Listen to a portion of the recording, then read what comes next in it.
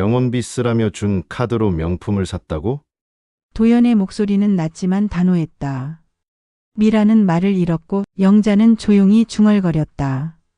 나는 도우려 했지 당한 건 처음이다. 그 순간 다윤이 조심스럽게 말했다. 엄마, 이번엔 진짜 잘못했어. 가족끼리는 이러면 안 돼.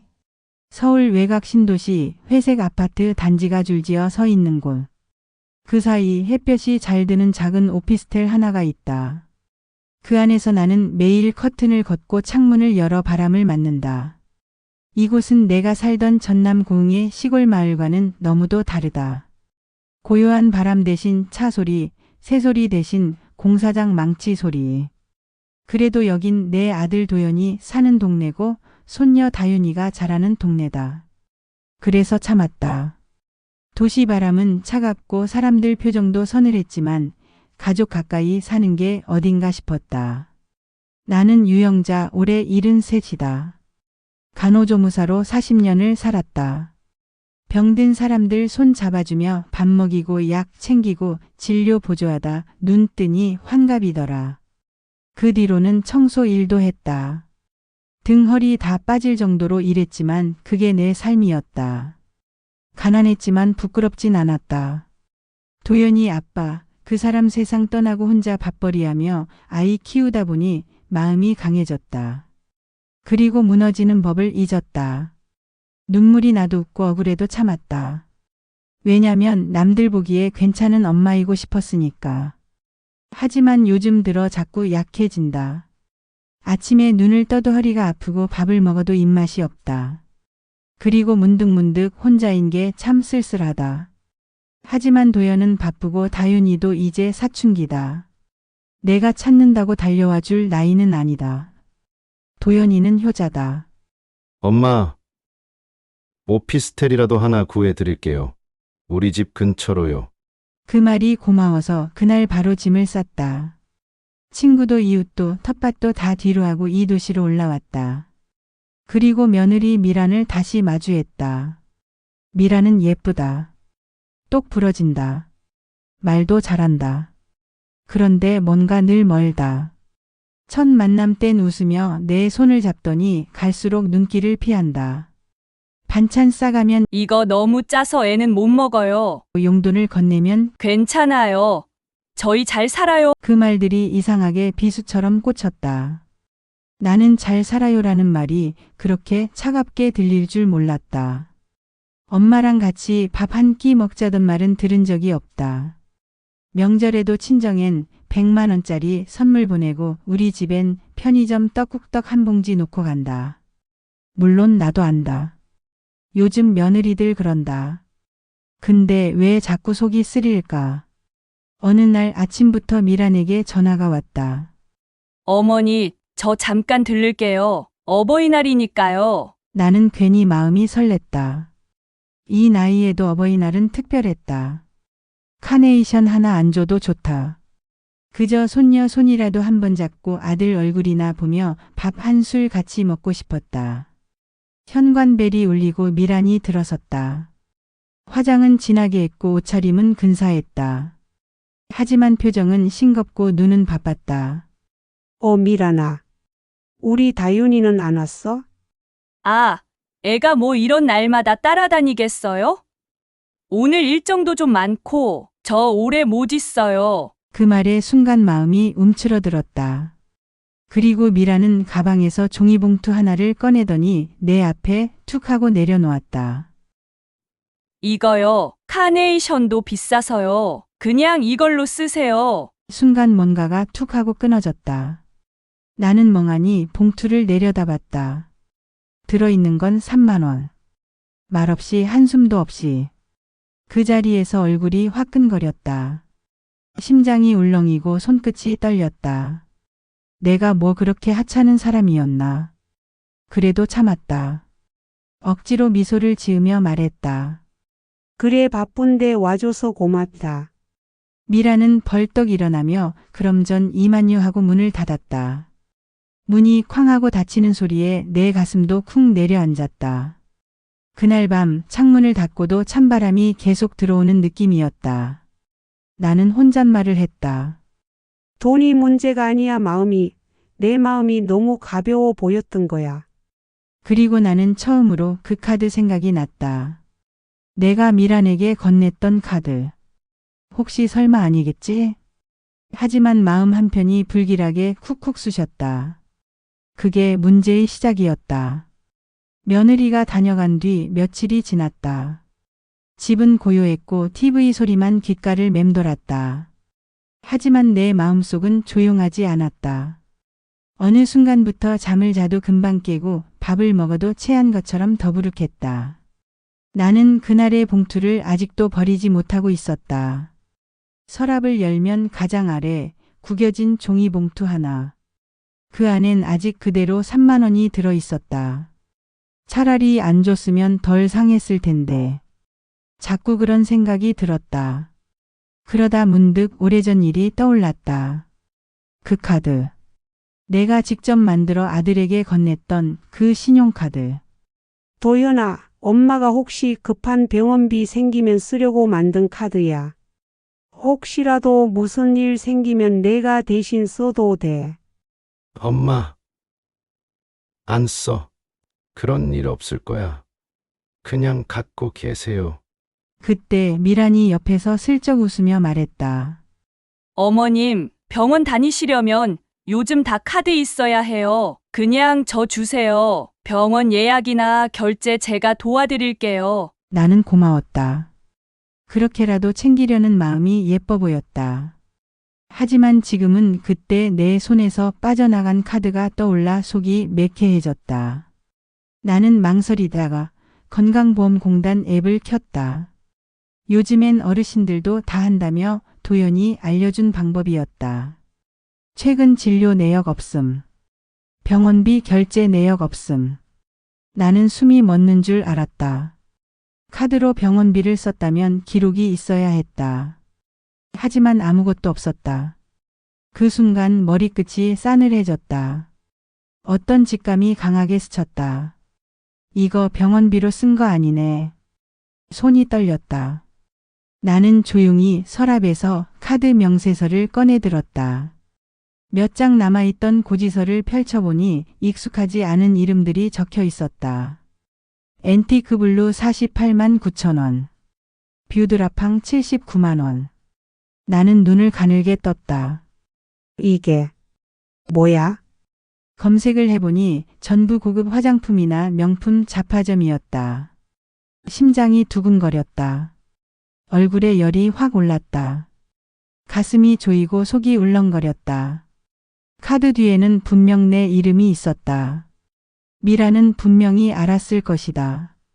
이 카드가 누구 건지, 그리고 어디에 써야 하는 건지. 나는 그날 밤 아들 도연에게 전화를 걸었다. 목소리가 떨려 제대로 말이 나오지 않았다.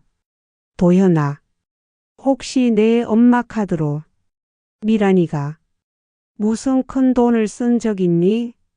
왜요? 엄마, 무슨 일 있으세요? 혹시 그거 병원비라면서 미란이 가져갔던 거 말이야. 병원 내역이 하나도 없어서 그래. 도연은 아무 말도 하지 않았다. 몇 초간 정적. 그리고 조심스러운 말투. 엄마, 잠깐만요. 제가 한번 확인해 볼게요. 그날 밤 도연은 직접 내 집으로 찾아왔다. 그 아이답지 않게 얼굴이 무거웠다. 손에는 서류 몇 장이 들려 있었다. 엄마, 이거 보세요. 그 종이에는 여러 개의 카드 내역이 프린트돼 있었다. 거기엔 내가 본 것보다 훨씬 많은 금액이 찍혀 있었다. 이거 다 내 엄마 카드로 결제된 거야? 네, 엄마 카드 맞아요. 금액이 총 470만 원쯤 돼요. 나는 말을 잃었다. 입이 바짝 말라 침이 삼켜지지 않았다. 미란이는 뭐래? 알고 있어? 아직 안 물어봤어요. 솔직히 엄마한테 말 꺼내기도 겁나더라고요. 나는 조용히 고개를 끄덕였다. 손이 떨렸다. 그 손이 무릎 위에서 파르르 떨렸다. 마음 한구석에서 뭔가가 툭 끊어졌다. 그럼 이제 어쩌니 도현아? 도연은 눈을 질끈 감았다. 그리고 낮은 목소리로 말했다. 엄마, 이번엔 제가 나설게요. 절대 그냥 넘기지 않을 거예요. 나는 도연을 바라보며 작게 웃었다. 그 말이 고마웠다. 하지만 동시에 너무 늦은 말이라는 생각도 들었다. 그날 이후로 나는 밥맛이 없었다. 그저 허기만 달래는 흰죽 몇 숟갈로 하루를 넘겼다. 창밖은 화창했지만 내 마음엔 햇살 하나 들지 않았다. 커튼을 걷어도 여전히 방 안은 음침하고 서늘했다. 470만 원. 그 돈 자체가 무서운 게 아니었다.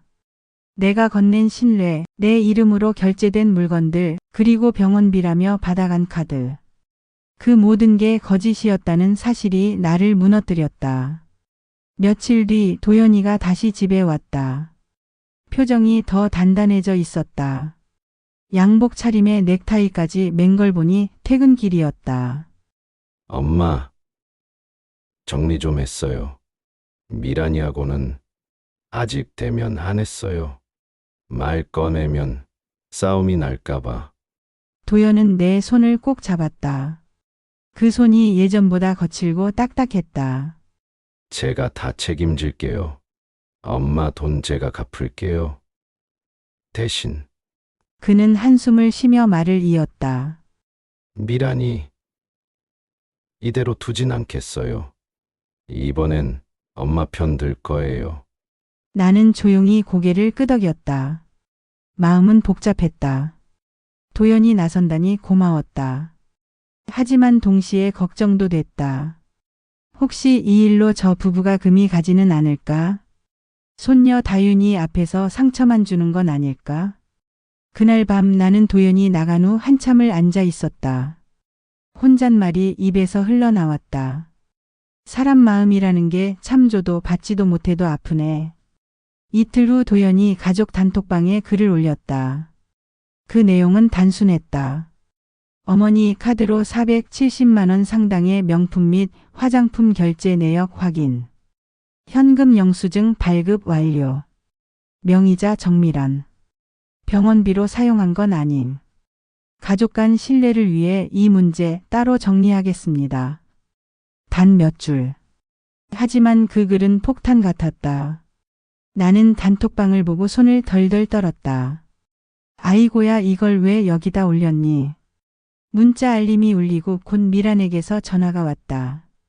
나는 받지 않았다. 그 다음 날 새벽부터 현관문이 쿵쿵 울렸다.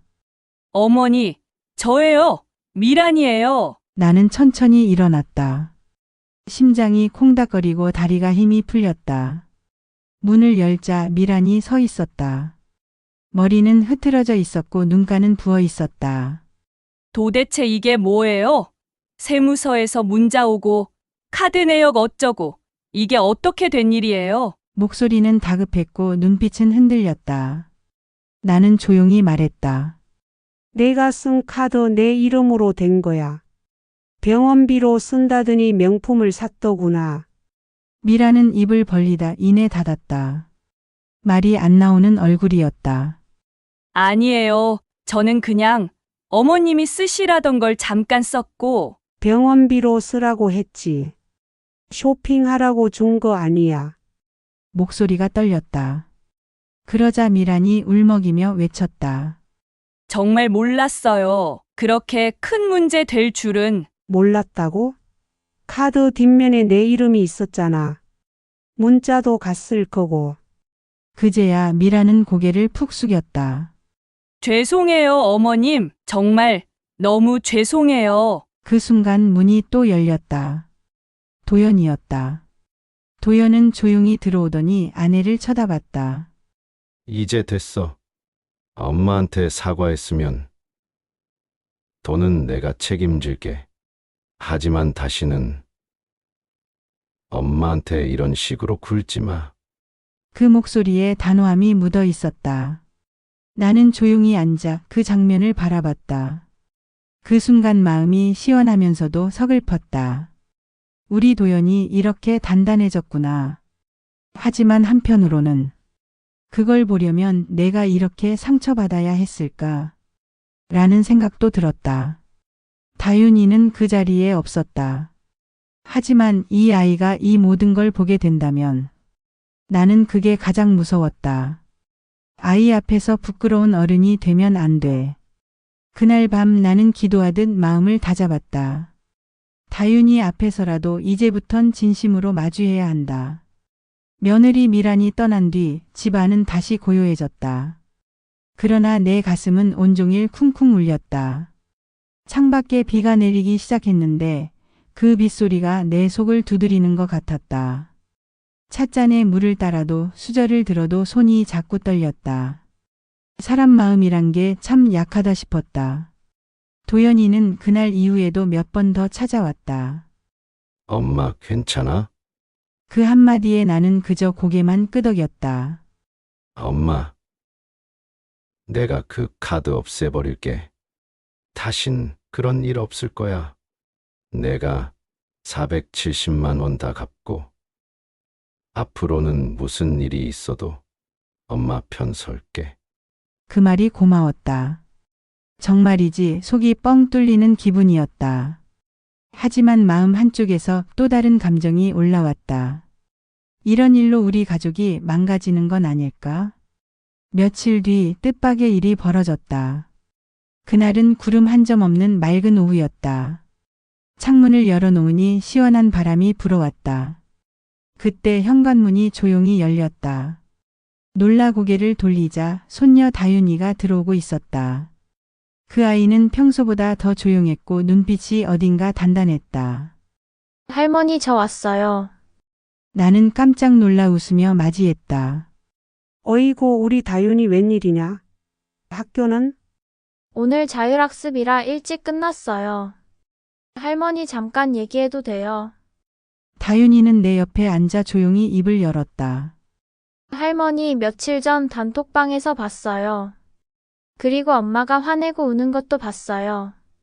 나는 순간 가슴이 덜컥 내려앉았다. 아이고, 그런 걸 내가 왜 봤어? 할머니, 저 이제 다 알아요. 엄마가 카드로 명품 샀던 것도, 할머니한테 돈 툭 던지고 간 것도, 다윤이는 말을 하며 고개를 떨궜다. 그동안은 그냥 엄마 편이었어요. 시댁보다 친정이 더 편하다고 하길래 나도 그런 줄 알았어요.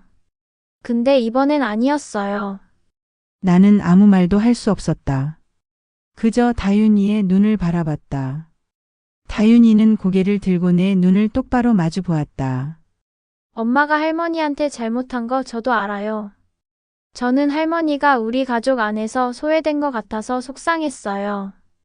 그 말에 갑자기 눈물이 왈칵 쏟아졌다. 이 아이가, 이 작은 아이가 어떻게 이렇게 잘할까? 다윤은 내 손을 잡고 속삭였다. 할머니, 우리 가족 다시 좋아졌으면 좋겠어요. 엄마도 이제 반성하고 있어요. 아빠도 엄마한테 단단히 말했어요. 나는 조용히 다윤을 안아주었다. 그 아이의 어깨는 작고 마음은 깊었다. 그날 저녁 미란이 다시 찾아왔다. 이번엔 맨손이 아니었다. 작은 화분 하나, 빨간 카네이션이 꽂혀 있었다.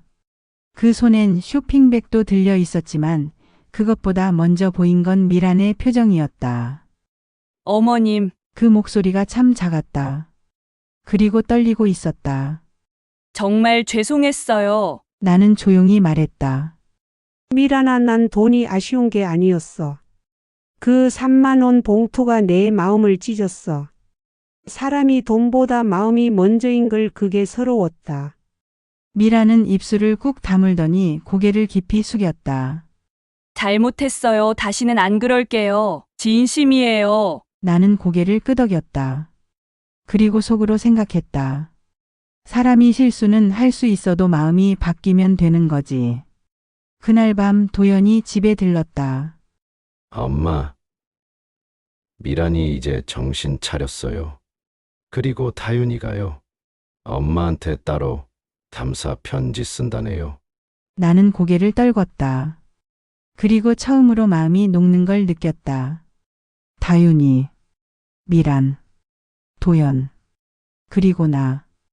이 가족 아직 회복할 수 있는 줄 알았다. 사람 마음이란 참 이상하다. 분노로 부풀던 마음이 한 번의 사과로 금세 꺼지진 않는다. 그렇다고 언제까지나 타오르는 것도 아니다. 어느 순간 바람에 식고 또 어느 순간 조용히 식은 제 위에 꽃이 핀다. 요즘에 나는 딱 그렇다. 꽁꽁 얼어붙은 마음 위에 조금씩 따뜻한 무언가가 내려앉고 있다. 미라는 달라졌다. 예전 같았으면 생각도 안 했을 일들을 먼저 챙긴다. 어머님, 이번 주말엔 드라이브 가실래요? 어머님 약은 다 드셨어요? 제가 다시 받아올게요. 그 말투가 아직 어색해 보일 때도 있다. 진심인지 노력인지 헷갈릴 때도 있다. 하지만 그런 게 어디 한두 번이라고. 변화는 원래 티 나지 않게 시작되는 거다. 내가 더 놀란 건 미란이 나를 친구 모임에 데려가자고 했을 때였다. 어머님, 제가 아는 언니들하고 차 한잔할 건데 같이 가실래요? 그 말에 나는 멍해졌다. 내가 내 친구들이랑 네, 엄마처럼 느껴져서 자랑하고 싶어요. 그 말에 마음이 조금 녹았다. 다윤이도 부쩍 살가워졌다. 가끔 교복 입고 들렀다 가는데 그때마다 내 손을 꼭 잡고 말한다. 할머니, 저 엄마랑 아빠랑 약속했어요. 앞으로 시댁이니 친정이니 그런 거 구분 없이 가족으로 대하겠다고. 나는 그 아이를 꼭 안아준다.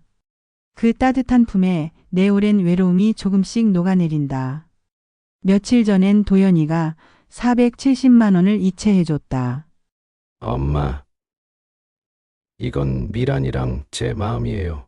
사실 돈보다 엄마 마음에 진 빚이 더 커요.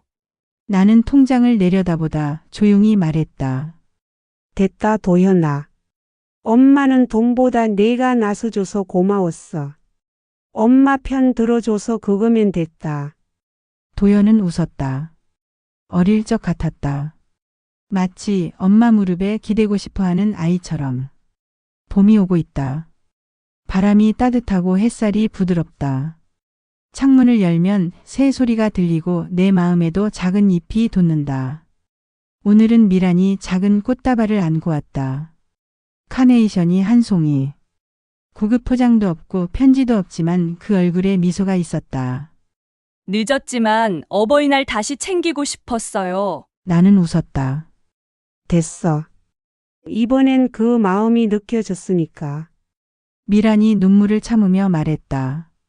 어머님, 저 진심이에요. 앞으로 정말 달라질 거예요. 나는 조용히 말했다. 사람이 사는 게 그런 거지. 실수도 하고 상처도 주고. 근데 마음이 닿으면 다시 시작할 수 있는 거야. 지금 이 순간 나는 그저 바란다. 이 작은 집 안에서 내 아들과 며느리 손녀가 더는 상처 없이 웃을 수 있기를. 그리고 언젠가 이 이야기를 그땐 참 별일이었지 하고 웃으며 떠올릴 수 있기를. 나는 이제 알고 있다. 가족이라는 건 한 번의 봉투로 끝나는 사이가 아니라는 걸. 마음을 주고 마음을 잃었다가 다시 마음을 나누는 것. 그게 가족이다.